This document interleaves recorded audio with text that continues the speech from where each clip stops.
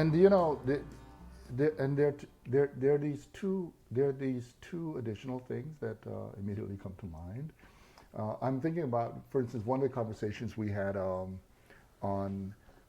there's this strange debate that alienates what it is to do intellectual work. And the debate is, I brought it up, between ideal and non-ideal theory. Mm-hmm. And I hate it. You know, I just, Yeah. for me, theory is just theory. Yeah. A theory begins when you begin to generalize in such a way that you communicate to as many others as possible. And all what's called ideal theory really is the point at which you begin to generalize about the generalizations. Mm-hmm. And in other words, the meta levels. But the thing is, what's sad is the corruption of theory through commodification, because the people who tend to espouse ideal theory, they're also trying to sell a bag of goods. And the bag of goods are, well, if you want to have a market for theory, ideal theory is real theory. Right, absolutely. And so hire the real theorists, and it's highly problematic. Especially, it's highly problematic. There's no way you can have an expansive view of the history of philosophy, or even maybe a narrow view of the history of philosophy, without seeing the topic of bad faith and anti-black racism as central to it. I mean, what is Hume doing? Hume is investigating why we believe things that so contradict our reason, and that's what the topic of ideology is.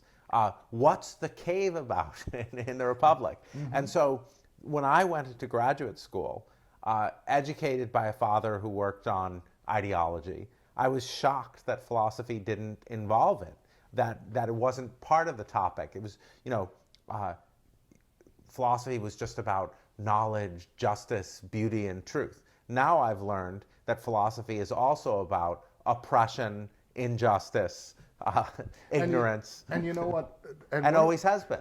And one of the things that so it's always very strategic when you concentrate just on the good things and say that's real philosophy.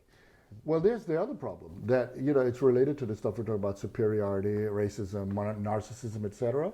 Because what all those things have in common is that they are evasions of reality. So the point at which philosophy begins to look at itself in those other ways, my response to proponents of those positions is they don't realize they've already abdicated philosophy. Yeah. Because in the end, that's when philosophy turns away from truth, reality. Right, exactly. Right, because you say, I'll only look at this reality, not that reality. And you don't get a theory of ignorance from a theory of knowledge. Ignorance is not just, bad faith is not ignorance. Bad faith is something very different. It's a particular kind of ignorance. Well, it's an investment in pleasing falsehoods, right, through appealing to avoiding displeasing truths, which is what a lot of the form of ideal theory takes, because they're invested in saying that the only philosophical topics are truth, beauty, and knowledge. Yeah, in fact, my argument for Black studies and also for Black philosophy, etc., Black existential philosophy, etc., most people try to use the unfortunate mimetic argument. And the mimetic argument is to say, we need these things so we could see reflections of ourselves. Yeah. I reject that argument. The reason we need Black studies, Black existentialism, Black philosophy, theory from the global South, decolonial thought, feminist theory, etc., frankly, straightforwardly, is because they are necessary in and of themselves as commitments to truth. Absolutely. Once I started to work on propaganda and ideology, I just couldn't draw on a lot of things in, as it were, white philosophy. I mean, my topics are propaganda and ideology. Who's written the greatest works on those topics? Your book, Bad Faith and Anti-Black Racism, is a classic on the topic of ideology in the last 25, 30 years. There just isn't much work written by white male philosophers on those topics. No, there's the Marxist tradition, which is useful and important, but it gives you a particular kind and view of ideology.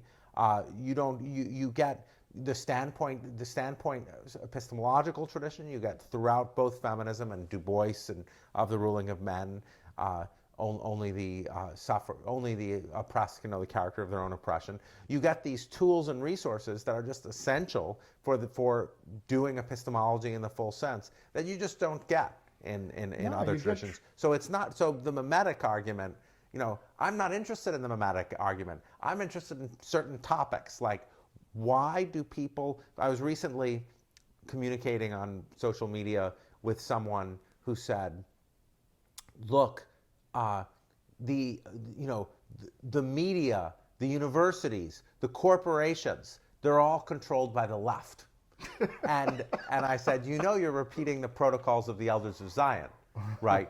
And he said, oh, that's an argument? I said, so who do you think the left is? How many of the left do you think are Jewish? He's like, oh, you're accusing me of being anti-Semitic when you have no arguments. I said, well, just think of what you said, that the media is controlled by the left when Fox News is the largest media provider, is the most popular news show, and Sinclair Broadcasting owns 40% of all television stations. Sure, but so they also have to deal with a very simple, basic thing we also see in election demographics. They got to deal with college-educated white women. Yeah, right. Yeah. I mean, if there's just a bastion of left-wing indoctrination for college graduates, then why are all these women voting on the right? Well, yeah, I mean, you have that, but the interest here is the structure of the protocols of the elders of Zion that repeats itself and is completely immune to obvious refutation. Like, that someone can think the left controls the media when Fox News is by far the most popular news station is stunning. And globally, a small set of corporations actually own media outlets, and they're Rupert Murdoch, undisputedly located on the right. Yeah, and then the idea, then that was most indicative here is the idea that the corporations are owned by the left. I know.